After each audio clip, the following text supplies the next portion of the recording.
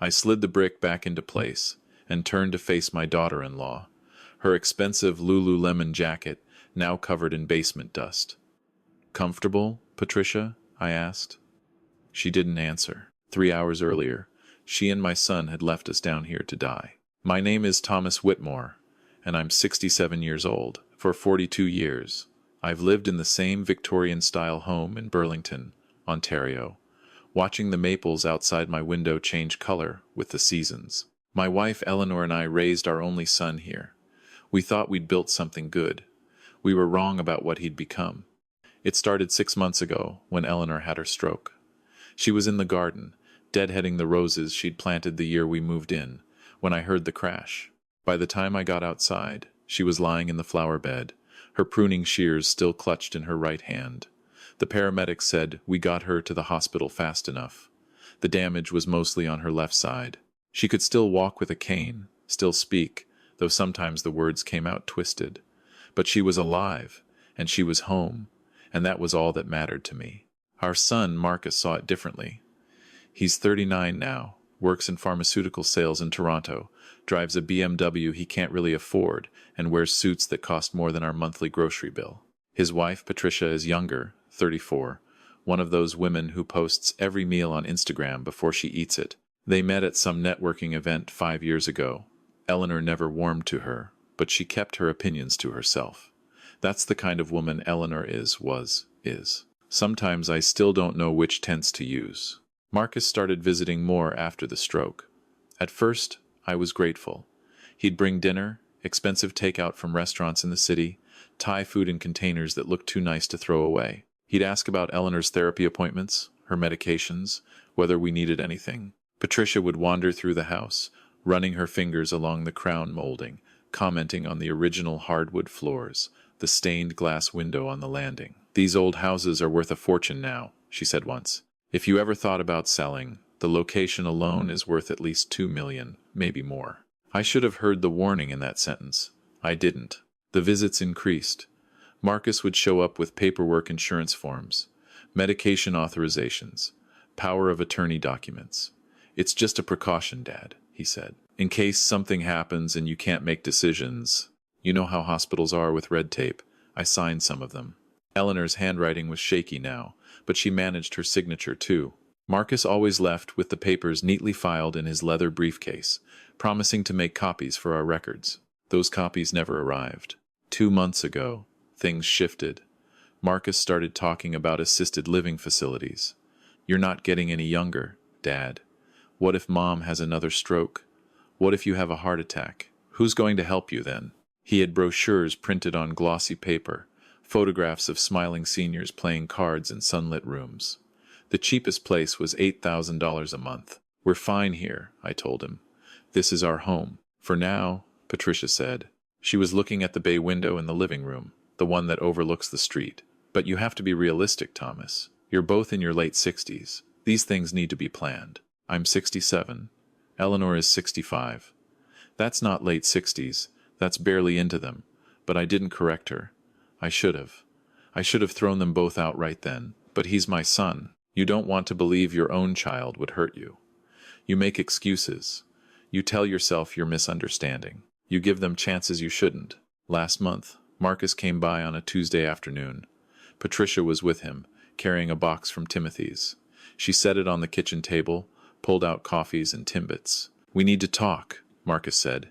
His tone was different, harder. He sat down across from me and opened his briefcase. "I've been looking at your finances. You're not in good shape, Dad." "Our finances are none of your business," I said. "They are when you've given me power of attorney." He pulled out a document, pointed to Eleanor's shaky signature at the bottom. "This gives me legal authority to manage your assets. I've been reviewing your accounts. You're spending too much. The property taxes alone on this house are ridiculous. You're hemorrhaging money on upkeep. The furnace is 30 years old. The roof needs replacing. You've got foundation issues." "We've got enough to cover our bills," I interrupted. "For now. But what about next year? 5 years from now? You've got maybe $200,000 in savings. That sounds like a lot until you factor in inflation, medical expenses, long-term care. Mom's medications alone are costing you $1,500 a month. Do you know what happens when that money runs out? You'll lose this house anyway, except you'll be broke and desperate instead of making a smart decision now, while you still can. Patricia reached across the table and put her hand over Eleanor's. My wife flinched. We're just trying to help, Patricia said softly. Marcus and I have been talking. We could buy the house from you, give you a fair price, well over market value. You'd have enough to move into a really nice assisted living facility, one with full-time nurses, physical therapy for Eleanor, activities, social interaction. You wouldn't have to worry about maintenance or bills or any of it, and the house would stay in the family. How much would you pay? Eleanor asked. Her words were slurred but clear enough. Marcus smiled. 900,000. I've had it appraised. That's generous, given the repairs needed. I felt something cold settle in my chest. You said Patricia just mentioned it's worth at least $2 million. That's potential value, Dad. That's if someone wanted to completely gut renovate it, which would cost another $500,000 easy. As is, with all the problems, 900 is fair. Get out, I said. Marcus's smile vanished. Excuse me? Get out of my house, both of you. Now. They left, but Marcus turned in the doorway. Think about it, Dad. This offer won't stay on the table forever. And trust me, you'll need our help sooner than you think. 2 weeks passed. We didn't hear from them. Eleanor's physiotherapy was going well. She could walk through the house without her cane now, though she kept it close just in case. We were eating dinner on a Friday evening, leftover lasagna I'd made earlier in the week, when we heard the front door open. Dad? Marcus's voice echoed through the hallway. We're here. I stood up. I didn't invite you. He came into the dining room with Patricia behind him. She was carrying a small suitcase. We're moving in, Marcus said, temporarily. Our condo flooded, burst pipe, the whole place is wrecked. Insurance is covering it, but the repairs will take weeks. We need somewhere to stay. There are hotels, Eleanor said. Don't be ridiculous, Mom. We're family. He walked past us toward the stairs. We'll take my old room. Patricia, bring the bags up. They moved in. That night, I lay in bed listening to them walk around upstairs, opening and closing doors, running water, their voices low and conspiratorial through the ceiling. Eleanor held my hand in the dark. Something's wrong, she whispered. I know, I said. The next morning, Saturday, I went downstairs to find Marcus in my study. He was at my desk, going through the filing cabinet. Papers were spread across the surface, bank statements, insurance policies, the deed to the house. What are you doing? I demanded. Organizing your affairs. Jesus, Dad, do you know what a mess this is? You've got documents from 1983 mixed in with last year's tax returns. How do you find anything? Those are private. Not anymore. Remember? Power of attorney. I'm legally responsible for managing your assets now. And frankly, it's worse than I thought. Your investments are garbage. You're losing money every month. I'm going to need to make some changes. I tried to grab the papers. Marcus pushed my hand away. Dad, stop. You're going to hurt yourself. Those are my documents. They're my responsibility. He gathered them up, put them in his briefcase. I'm taking these to my lawyer. We need to set up a proper trust. Get your affairs in order. This is for your own good. Patricia appeared in the doorway. Marcus, honey, I'm heading to the grocery store. Do your parents need anything? They're fine, Marcus said without looking up. She left. An hour later she returned with bags of food, expensive organic produce, artisan bread, free-range chicken. She put it all in our refrigerator, pushing aside the food we already had. This is healthier for you, she said when Eleanor protested. You need to watch your sodium intake, especially with your stroke history. That night at dinner, Patricia served chicken she'd prepared with roasted vegetables. It tasted fine, though overly seasoned. Eleanor ate a few bites and pushed her plate away. I'm not hungry. Mom, you need to eat, Marcus said. I'm tired. She stood up, wobbling slightly. I reached for her, but Patricia was faster. I'll help you upstairs, Patricia said. She took Eleanor's arm and guided her out of the room. I started to follow, but Marcus blocked me. Let Patricia help her, Dad. You need to eat. You barely touched your food. I'm not hungry either. Suit yourself. He picked up his phone, started scrolling. I sat there watching him, this stranger wearing my son's face. Eleanor slept poorly that night. She was restless, mumbling in her sleep, her forehead hot to the touch. In the morning, She could barely get out of bed. "I feel strange," she said. "Dizzy. My head hurts." I wanted to call our doctor, but Marcus insisted on calling his. "Dr. Ramirez is excellent, Dad. She specializes in stroke recovery. She'll come to the house, save you the trip." Dr. Ramirez arrived that afternoon, a young woman with dark hair pulled into a tight bun. She examined Eleanor for 20 minutes while Marcus and Patricia waited downstairs. When she came out of the bedroom, her expression was grave. "Your wife's blood pressure is very high," she said, "and her cognitive function has declined significantly since her last evaluation. I'm concerned she may be experiencing early-stage dementia." "That's impossible," I said. "She was fine yesterday. These things can progress quickly, especially after a stroke. I'm prescribing new medication. It should help stabilize her condition." She wrote something on a prescription pad, handed it to Marcus. "Make sure she takes these twice daily, and I'd recommend limiting visitors. She needs rest and minimal stimulation." Marcus walked her to the door. I heard them talking in low voices, couldn't make out the words. When he came back, he was holding the prescription. "I'll pick this up tonight," he said. "In the meantime, Mom should stay in bed. No TV, no reading, nothing that might agitate her." "I want a second opinion," I said. "From who?" "Dr. Ramirez is one of the best neurologists in Ontario." "But sure, make an appointment. It'll take 3 months to get in to see anyone decent. Mom doesn't have that kind of time." He was right about the wait times. I called our family doctor anyway, left a message with the receptionist. She called back 2 days later. The earliest appointment was mid-January, 3 months away. Eleanor got worse. The new medications made her groggy, confused. She'd wake up not knowing where she was, asking for her mother who'd been dead for 15 years. Marcus insisted we keep visitors away. When Eleanor's sister called from Calgary, he told her Mom wasn't up for calls. When our neighbor Mrs. Chen brought over soup, Patricia answered the door and took it, but didn't invite her in. "Thomas and Eleanor need privacy," she said. "I'm sure you understand." I tried to stop giving Eleanor the pills. Marcus caught me dumping them down the sink. "What the hell are you doing?" he shouted. "Are you trying to kill her? Those pills are making her worse. Those pills are keeping her alive." "Christ, Dad, you can't even see what's happening. You're losing it too." He grabbed my shoulders, looked into my eyes. "When's the last time you showered? Changed your clothes? You're falling apart. Both of you are. This is exactly why you need help." Maybe he was right. I couldn't remember the last time I'd shaved. The house felt like it was closing in, the walls getting tighter, the air thicker. Patricia brought me meals on a tray. Marcus made sure Eleanor took her pills. Days blurred together. October became November. The leaves outside turned brown and fell. I watched them from the bedroom window while Eleanor slept. On a Tuesday morning, Marcus came into our bedroom with papers. "Dad, I need you to sign these." "What are they?" "Transfer documents. I'm selling the house. We talked about this. It's time. We never agreed to anything. You don't have a choice. Look at you. Look at Mom. You can't take care of yourselves anymore. I found a good facility in Mississauga. They have availability next month. It's expensive, but you'll be able to afford it with the money from the house." "How much are you selling for?" $900,000, like I offered before. You said it's worth $2 million. That was aspirational pricing, Dad. The real market is different.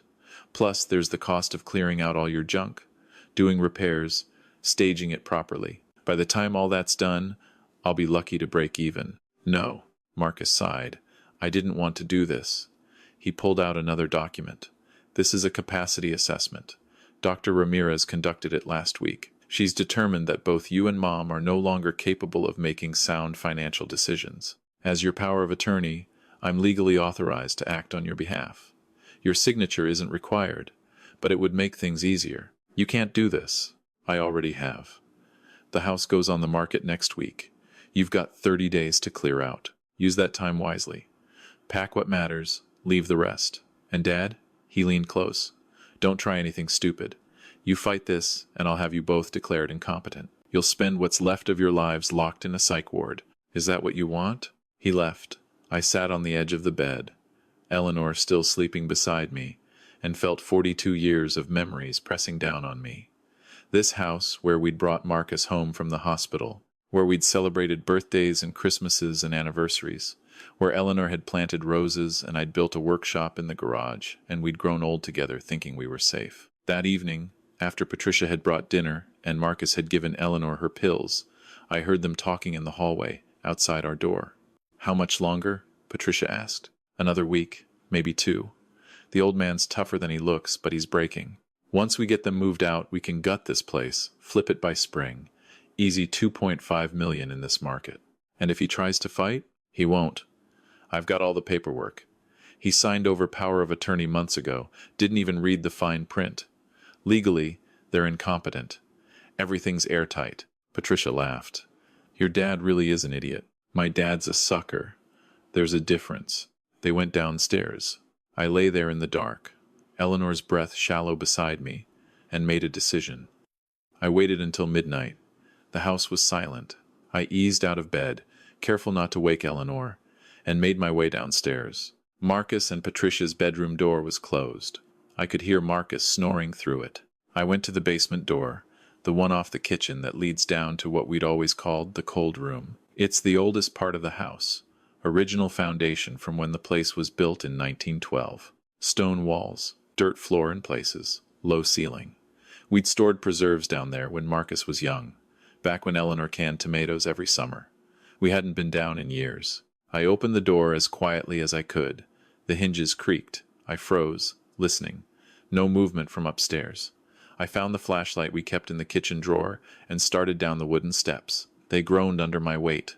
At the bottom, I clicked on the flashlight. The beam cut through decades of dust and cobwebs, old furniture covered in sheets, boxes of Christmas decorations, the preserves shelves, empty now, coating the walls. I walked to the far corner, where the stone wall met the foundation, found what I was looking for, a loose brick, 3 rows up from the floor. I'd discovered it 30 years ago when I'd been down here fixing a leak. The brick came away easily in my hands. Behind it was a hollow space, maybe 2 feet deep. I'd kept things in there over the years, things I didn't want anyone to find. I reached in and pulled out a metal box, the kind you buy at Canadian Tire for $20. Inside was everything I'd been gathering for 6 months. Photocopies of the real power of attorney documents, the ones Eleanor and I had signed with our actual lawyer before the stroke. The originals were in a safety deposit box at the bank. The papers Marcus had us sign were forgeries, carefully altered to give him far more control than we'd ever agreed to. I had proof. I had recordings too.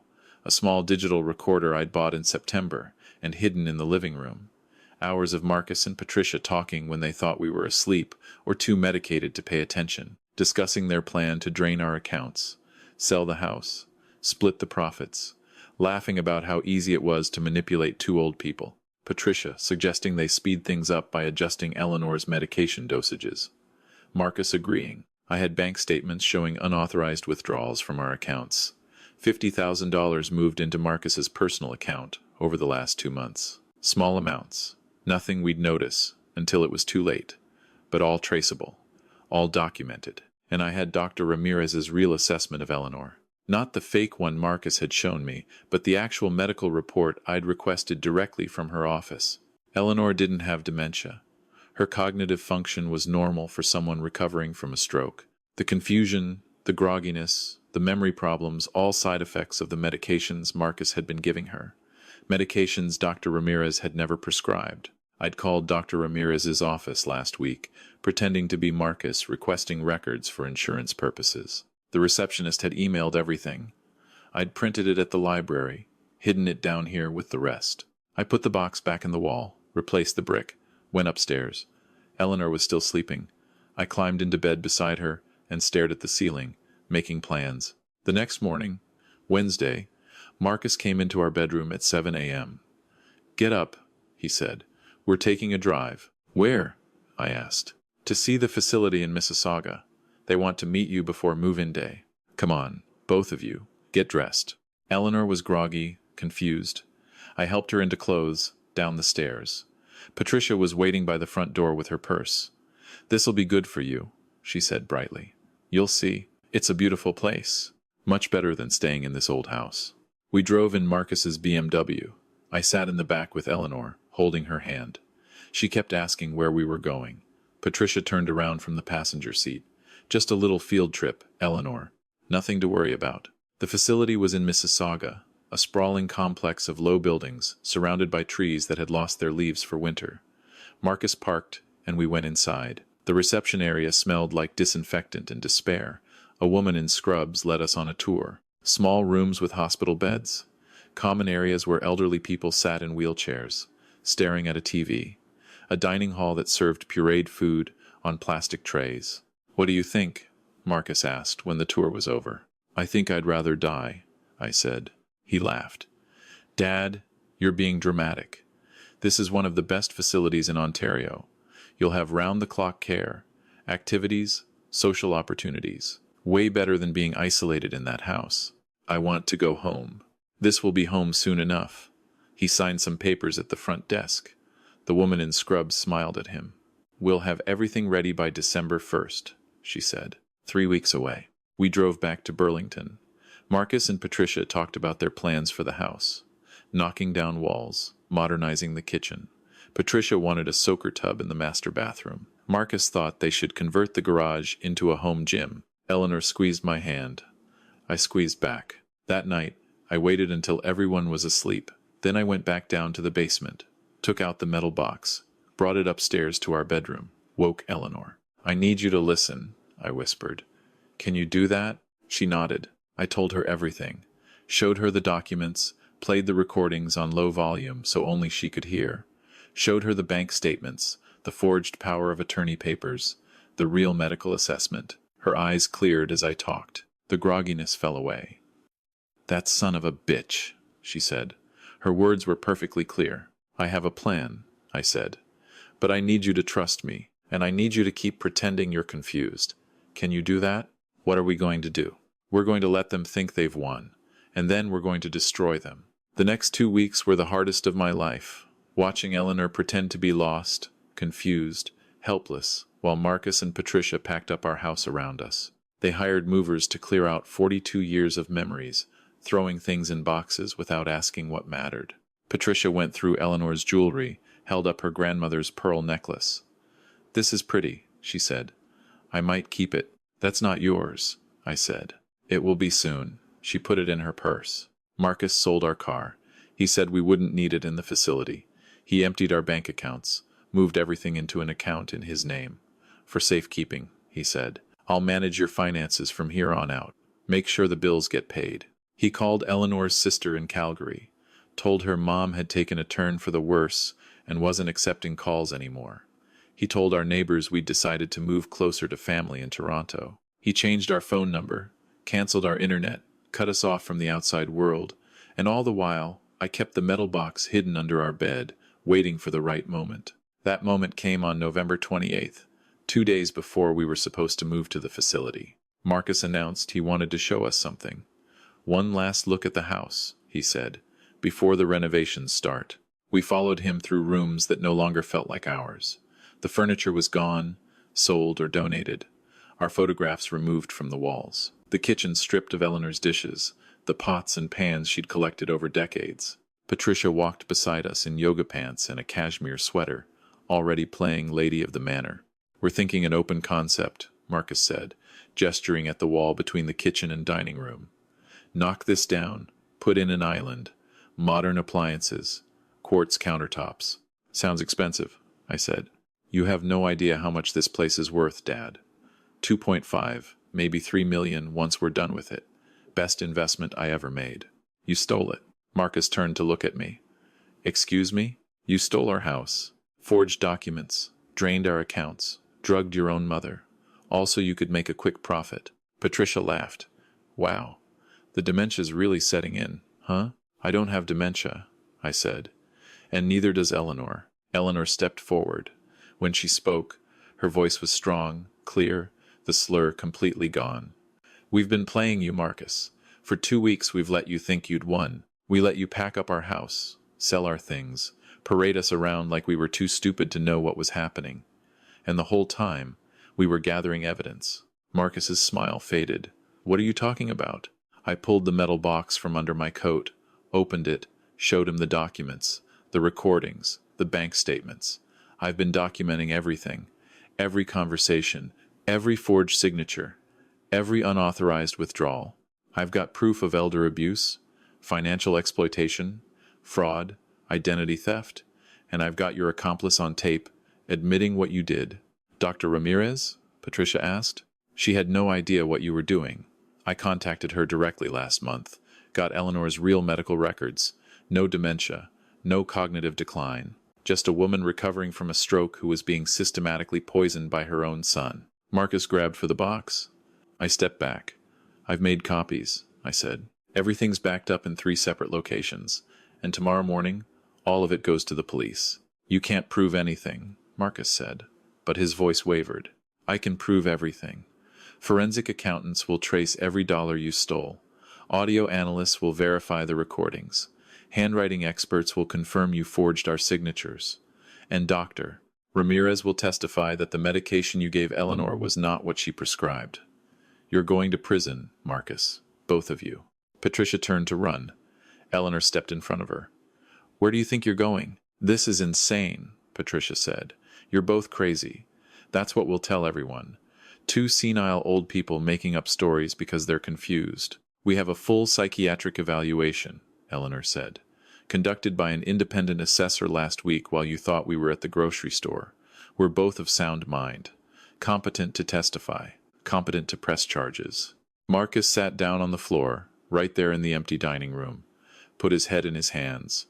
Dad, please, I'm your son. You stopped being my son the day you decided I was worth more to you dead than alive. He started crying, real tears running down his face. I'm sorry, God, I'm so sorry. We just needed money. The condo, it really did flood. Insurance didn't cover everything. I've got debts, credit cards maxed out. The BMW payment is killing me. I didn't know what else to do. You could have asked for help, I said. You could have been honest. Instead, you chose to drug your mother, steal from us, throw us in a home to die, while you lived in our house and spent our money. I'll pay it back. Every cent.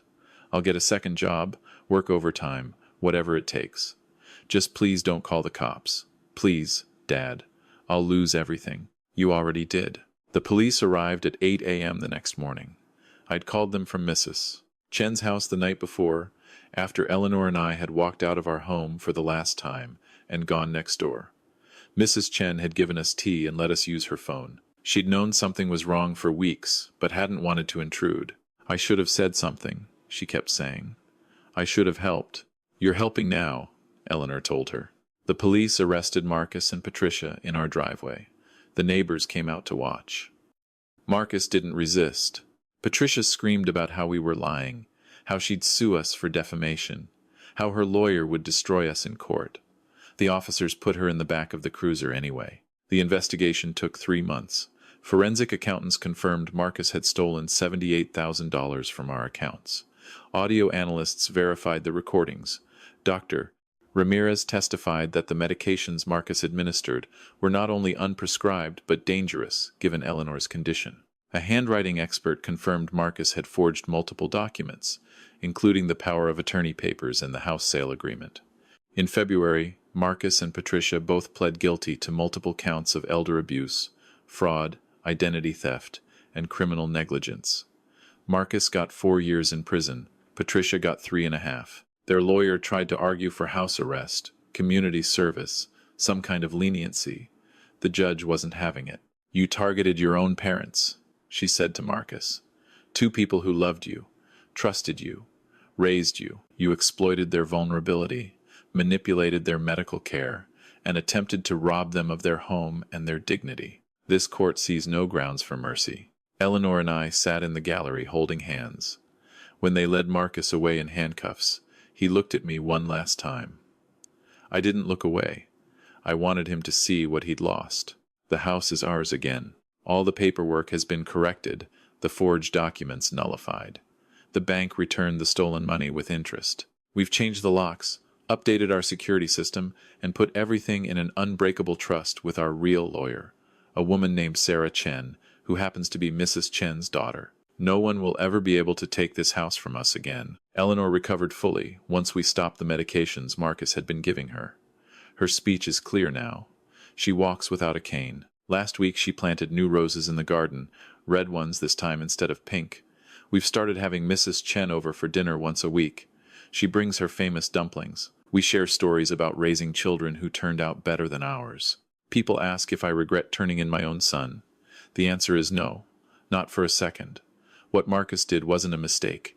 It wasn't a moment of weakness. It was a calculated campaign to exploit his own parents for financial gain. He made his choices. Now he lives with the consequences. There's a lesson here, though it's one I wish I'd learned before nearly losing everything. When someone shows you who they really are, believe them the first time. When your instincts tell you something's wrong, trust them. When you see red flags, don't explain them away, because the person waving them is someone you love. And if you're in a situation like ours, remember this: you're not helpless. Document everything. Keep records. Take photographs. Make recordings where legal. Maintain copies in multiple locations. Stay connected with people outside your immediate family. Don't isolate. Don't sign papers without reading them, and always have your own lawyer review anything related to your assets or medical care. Elder abuse is more common than most people realize. Children who see their parents as obstacles rather than people. Caregivers who exploit instead of help. Family members who value inheritance over relationships. It happens quietly, behind closed doors, to people who never imagined their own family would hurt them. If you see something, say something. If you suspect someone you know is being exploited, abused, or manipulated, speak up. Call Adult Protective Services. Contact the police. Talk to their doctor. Do something, because the victims are often too ashamed, too confused, or too frightened to help themselves. Eleanor and I are 67 and 65. We've got good years ahead of us still. We plan to spend them in this house, the one we built our lives in, the one we almost lost. We've started a fund to help other seniors facing elder abuse. Sarah Chen helped us set it up. It's called the Second Chance Trust. We want other people to have the chance we had to fight back. Marcus writes to us, sometimes from prison, long letters about how sorry he is, how he's changed, how he wants to make things right when he gets out. We don't write back. There's nothing left to say. You only get so many chances in life to do the right thing. He used all of his. This house is worth millions, apparently. The realtors were right about that. The location, the original features, the craftsmanship, but its value isn't in dollars. It's in the life we built here, the memories we made, the home we created. That's not something that can be bought or sold or stolen. That's something you carry with you, no matter where you are. And that, in the end, is the greatest wealth anyone can have.